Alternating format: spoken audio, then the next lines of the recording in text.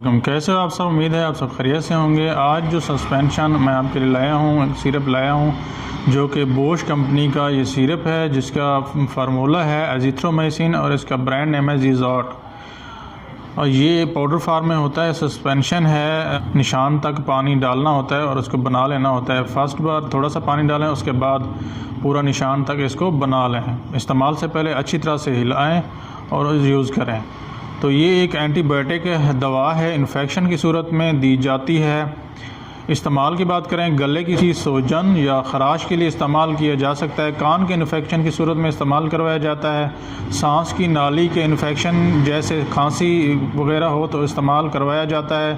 नमूनिया की सूरत में इसको इस्तेमाल करवाया जाता है। जल्द और नर्म टिश्यू के इन्फेक्शन के लिए इसको इस्तेमाल करवाया जाता है।